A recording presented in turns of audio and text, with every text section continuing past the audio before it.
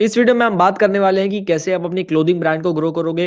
अभी आप जिधर भी हो वहां से कैसे ऊपर लेकर जाना है, क्या स्ट्रैटेजीज को यूज करने हैं, किन चीजों का खासा ध्यान रखना है, उसके बारे में हम इस वीडियो में बात करने वाले हैं।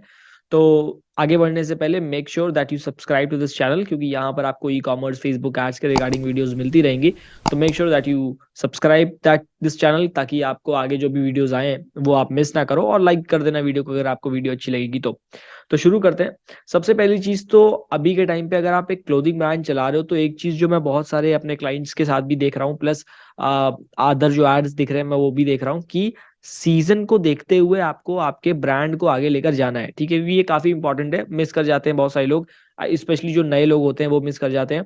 फॉर एग्जाम्पल, अगर आप 2 महीने पहले हाफ टी शर्ट सेल कर रहे थे, शायद अगर वो हाफ टी शर्ट आपकी अच्छी चल रही थी तो आप उसी फ्लो में रहते हो। ठीक है, आप उसी फ्लो में रहते हो, उसको सेल करते हो, देन अचानक से फिर आप नवंबर दिसंबर के मंथ में कह लगते हो यार क्या हुआ यार, अभी तो ये बिक रही थी, अचानक से बिकना क्यों बंद हो गई।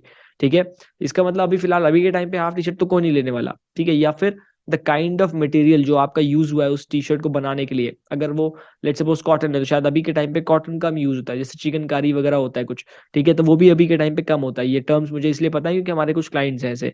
ठीक है, तो depending on your season, season को देखते हुए आपको देखना पड़ेगा कि भाई आपकी कितनी सेल आ सकती है, क्या सेल आ सकती है, आपका एक्सपेक्टेड रिजल्ट कितना होगा।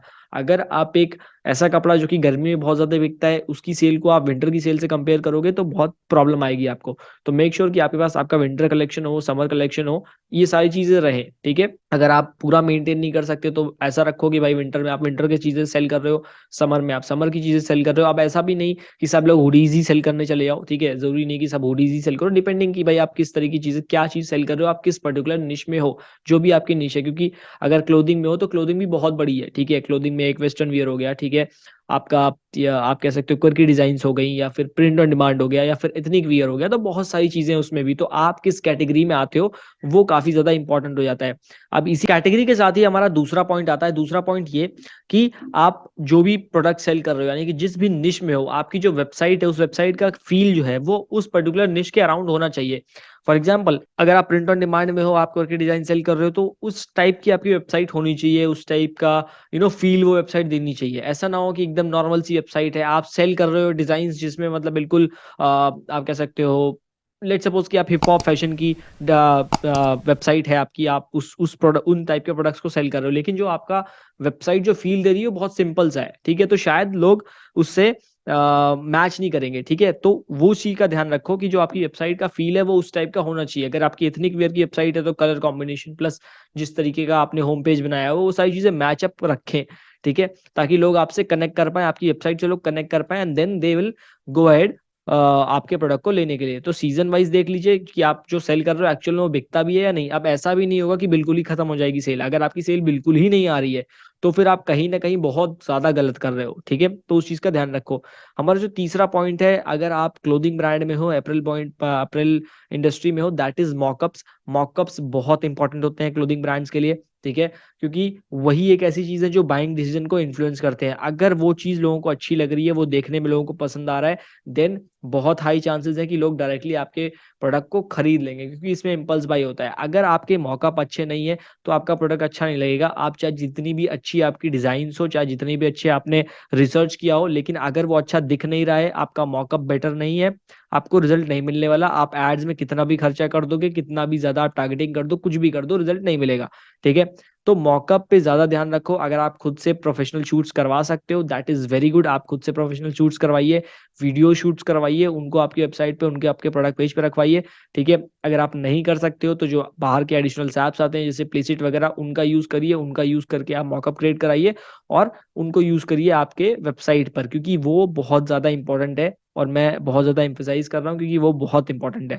ठीक है, किस तरीके की आपकी वेबसाइट है, क्या बैनर्स हैं, इसको भी मैं इंक्लूड कर दे रहा हूँ कि बैनर कैसे लगे हैं आपकी वेबसाइट पे, क्या ऑफर आपने वेबसाइट पे दे रखा है। ठीक है, प्रोडक्ट पेज पे क्या डिस्क्रिप्शन वगैरह, ये सारी चीजें बहुत ज्यादा मैटर करती हैं, तो इन पे ध्यान रखिए। इसी के साथ मॉकअप के साथ जो एक और बहुत इंपॉर्टेंट चीज होती है दैट इज आपका एड क्रिएटिव, यानी कि जिस क्रिएटिव को आप यूज कर रहे हो एज अ एड, वो हाई क्वालिटी होना चाहिए, वो एज अ ब्रांडेड, मतलब ऐसा फ़ील देना चाहिए, एक प्रीमियम फ़ील देना चाहिए, एक ब्रांडेड फ़ील देना चाहिए कि भाई ये लोग ऐसे ही नहीं है कि कुछ भी उठा कर के बस बेचने लगे हैं, ठीक है?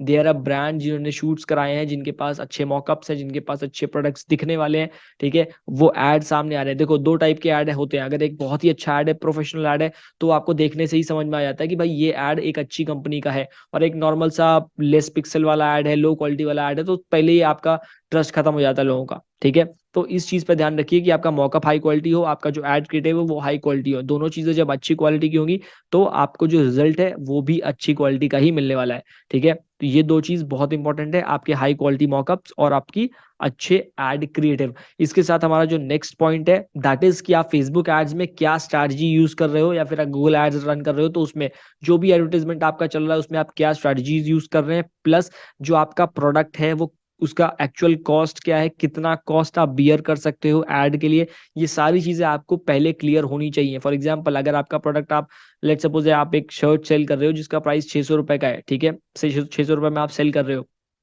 एंड ओवरऑल कॉस्ट आपको शिपिंग के बाद 300 पड़ता है, ठीक है? तो जो मैक्सिमम अमाउंट है आप शायद देना चाहो वो ₹100 ₹150 आप देना चाहो ताकि आपके पास 150 का प्रॉफिट बने। तो ये इस तरीके से आपको आपके प्रोडक्ट के लिए एक सीपीसी फिगर आउट करना पड़ेगा कि भाई मैं एक प्रोडक्ट को सेल करने के लिए कितना मैक्सिमम टू मैक्सिमम जा सकता हूँ। शुरुआत में जब भी कोई भी कंपनी ऐड चलाती है या आप खुद ऐड चलाते हो तो शुरुआत में प्राइसिंग ऊपर रहती है। ऐसा नहीं होगा कि पहले दिन से सीपीसी बहुत अच्छी आ जाए, हो भी सकता है, बट एक जनरल केस में सीपीसी ऊपर-नीचे थोड़ा फ्लक्चुएट करेगी और उसके बाद जाकर के एक टाइम बाद वो बैठेगी, ठीक है?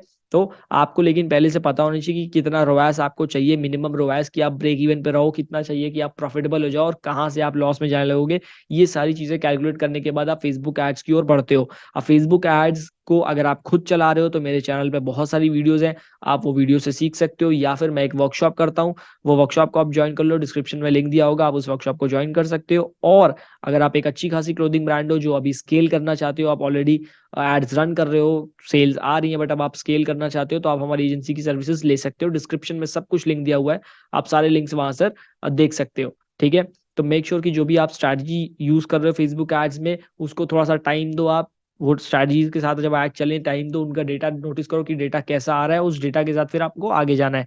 तो ये प्रोसेस होगा। And the last thing is कि अगर आपकी अपैरल ब्रांड है तो अभी के टाइम पे रील्स का इस्तेमाल करो, ठीक है? रील्स बहुत ज़्यादा वायरल हो रही हैं इस टाइम पे, आपने देखा होगा इंस्टाग्राम पे वो टी-शर्ट, शर्ट्स वाली रील्स आती रहती हैं, ठीक है? तो उस टाइप की रील्स आप अगर बना सकते हो तो बना लो, नहीं तो इन्फ्लुएंसर्स रील्स होती हैं, उनको बनाना शुरू करो।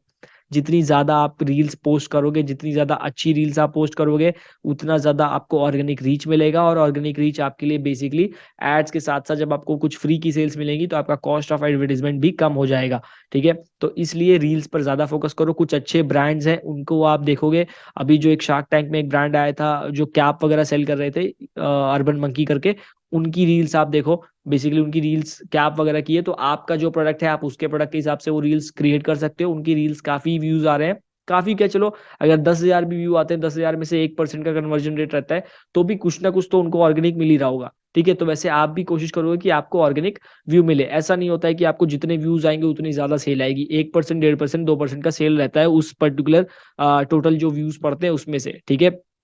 कभी-कभी जब बहुत ही ज़्यादा वायरल हो जाती है वीडियो एंड आपका प्रोडक्ट भी बहुत अच्छा होता है, कुछ यूनिक प्रोडक्ट होता है, तो आपको काफ़ी ज़्यादा सेल मिलती है, ठीक है? बट स्टिल हम उस पे फ़ोकस नहीं करेंगे कि हमको किसी एक दिन सेल मिल जाए, हम फ़ोकस कर रहे हैं हमारी ब्रांड बिल्ड करने में कि हम रील्स वहाँ पोस्ट करते रहेंगे, तो हमें ऑर्गेनिक सेल लगातार मिलती रहेगी, जिससे हमारा कॉस्ट ऑफ एडवर्टाइज़मेंट कम हो जाएगा, ठीक है? तो ये तरीके हैं जिसके थ्रू आप अपने क्लोथिंग ब्रांड को ग्रो कर सकते हो। रेस्ट आपके काम की सारी लिंक्स डिस्क्रिप्शन में दे रखी हुई हैं, आप उनको चेकआउट कर सकते हो। बाकी अगर आपके मन में कोई भी क्वेश्चन है तो कमेंट बॉक्स में आप अपना क्वेश्चन डालो और बाकी हम मिलते हैं अपनी अगली वीडियो में, तब तक के लिए धन्यवाद।